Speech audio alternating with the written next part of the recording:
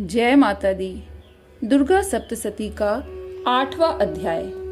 ऋषि बोले, चंड तथा मुंड दोनों दैत्यों के मारे जाने पर एवं बहुत सी सेना के भी क्षय हो जाने पर असुर राज महाप्रतापी शुंभ के चित्त में भारी क्रोध पैदा हो गया। उसने सभी दैत्यों की सेना को युद्ध के लिए आज्ञा दे दी। उसने कहा, आज उदय युद्ध नामक 86 सेनापति अपनी सारी सेना को लेकर चले।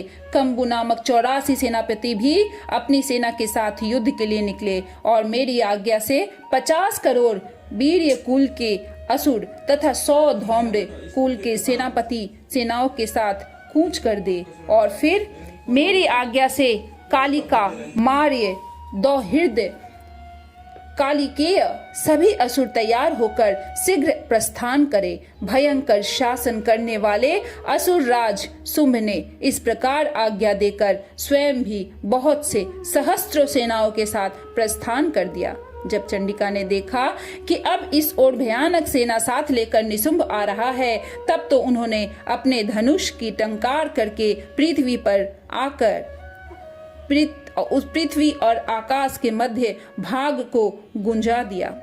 हे राजन, उस समय सिंह ने भी बड़ी भारी गर्जना की। फिर अंबिका जी ने घंटा बजाकर उस गर्जना को और भी बढ़ा दिया। उस शब्द से सुनकर दैत्य सेनाओं ने चारों ओर से आकर देवी, सिंह और काली को क्रोध के साथ घेर लिया। इसी अवसर के मध्य में, हे राजन, दैत्यों के नागेश के लिए तथा देवताओं की वृद्धि के लिए अत्यंत बल एवं पराक्रम से प्रसन्न होकर ब्रह्मा, विष्णु, शिव, कार्तिक, स्वामी, इंद्र आदि देवों की शक्तियां उन्हीं के शरीर से निकलकर उन्हीं रूपों से चंडिका के पास आई। जिस देवता का जो स्वरूप, जैसे भूषण तथा वाहन है, उन्हीं वस्तुओं से संपन्न होकर वह देवता शक्ति वही रूप धारण कर दैत्यों के साथ युद्ध करने आ गई। ब्रह्मा जी की शक्ति, जिसे ब्रह्माणी कहा जाता है, वह हंसों से जुते हुए विमान पर आरूढ़ थी। अक्ष, सूत्र, कमंडल से शोभित थी। सबसे प्रथम उपस्थित हुई। महेश्वरी की शक्ति वृषभ पर विराजमान सुंदर त्रिशूल धारण किए, महासर्पों के कंकन धारण किए, मस्तक पर चंद्र रेखा सुशोभित थी। वह मातेश्वरी शक्ति आई। कार्तिक स्वामी की शक्ति हाथ में शक्ति लिए मोर पर आरूढ़ गुरुपेणी कौमारी अंबिका शक्ति दैत्यों से युद्ध करने आई। वैसे ही विष्णु की शक्ति गरुड़ पर सवार होकर शंख, चक्र, गदा, सार्ग एवं संग हाथ में लिए वह वैष्णवी शक्ति आ गई। यज्ञ बाराह का विचित्र रूप धारण करने वाले विष्णु की बाराह शक्ति वैसा ही शरीर धारण करके वहां आई। नृसिंह जी के समान शरीर को धारण किए, गर्दन के बालों को फटकारते हुए आकाश से तारों को बिखेरती हुई नरसिंह शक्ति वहां आ पहुंची। इंद्र की शक्ति इंद्र के समान रूप वाले 1000 नेत्र धारण किए, वज्र हाथ में लेकर ऐरावत गजराज पर आरूढ़ होकर वहां आ गई। तब उन देव शक्तियों से घिरे हुए शंकर जी ने चंडिका से कहा, मेरी प्रसन्नता के लिए शीघ्र से शीघ्र इन असुरों का संहार करो।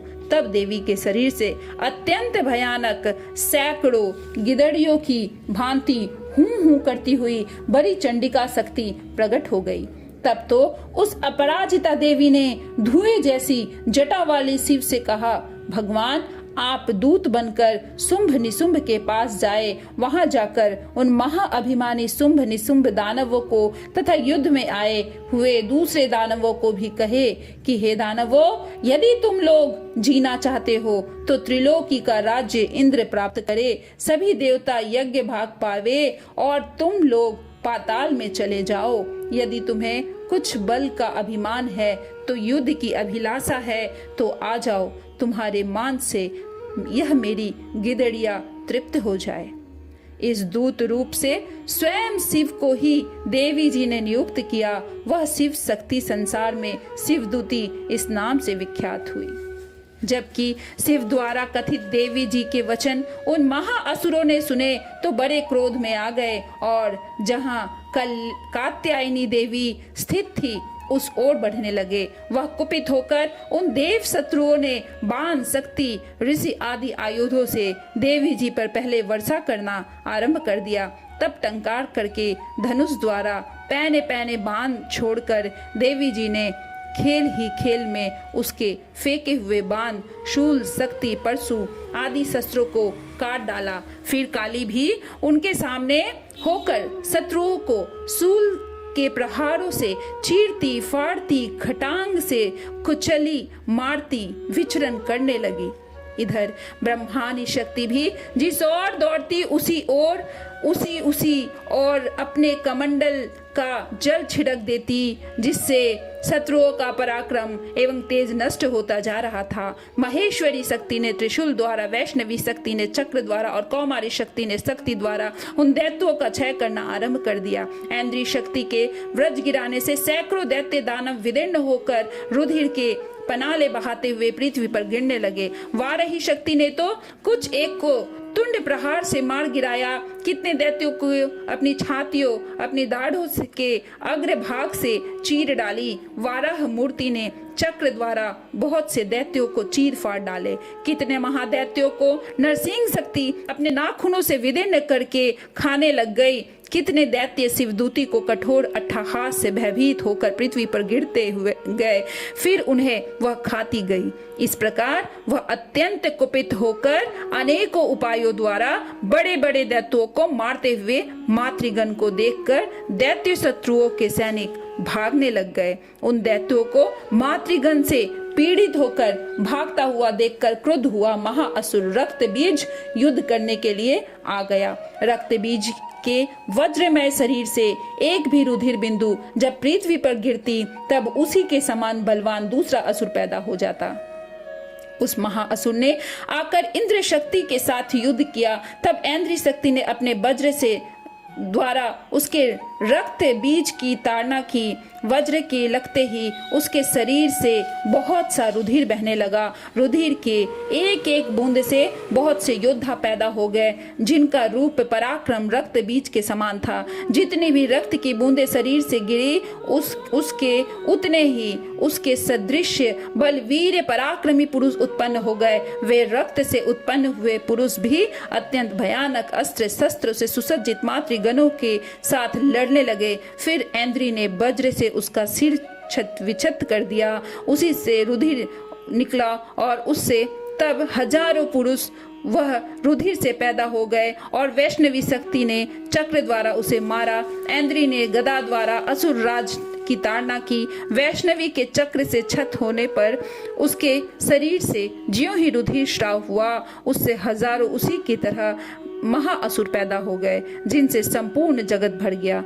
कौमारी ने शक्ति से मारा, वाराही ने तलवार से, महेश्वरी ने महाअसुर रक्त बीज को त्रिशूल से हनन किया। उस दैत्य ने भी गदा द्वारा सभी मातृगणों को पृथक पृथक मारा। उस समय रक्त बीज बड़े क्रोध में समाविष्ट था। शक्ति, शूल आदि के आयुधों से कई बार विच्छत होने पर उसके शरीर से रक्त प्रवाह के पृथ्वी पर गिरते ही सैकड़ों असुर उत्पन्न हो चुके थे। दैत्यों के रुधिर से उत्पन्न उन असुरों से सारा जगत व्याप्त हो गया था।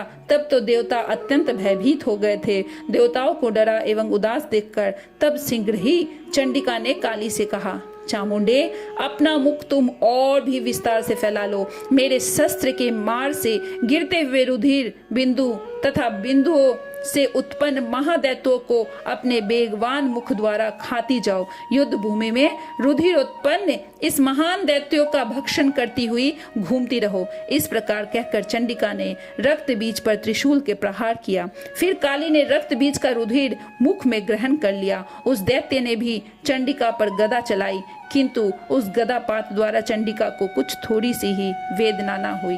रक्त बीज के छत विछत शरीर से जो बहुत सारा रुधिर गिरने लगा, उसे चामुंडा अपने मुख द्वारा पीती गई और जो रक्तपात से दैत्य उत्पन्न हो गए थे, उन्हें भी मुख में डाल गई। इस प्रकार चामुंडा ने सभी दैत्य खा डाले और रक्त बीज का रुधिर भी पी डाला। तब देवी ने शूल, वज्र, तलवार, ऋषि आदि आयुधों से हीन उस महाअसुर रक्त बीज को मार दिया। शस्त्र समूहों से आहत होकर वह पृथ्वी पर गिर पड़ा। रुधिर तो उसके चामुंडा ने पहले ही पी लिया था। उसकी मृत्यु होने पर देवता परम प्रसन्न हुए।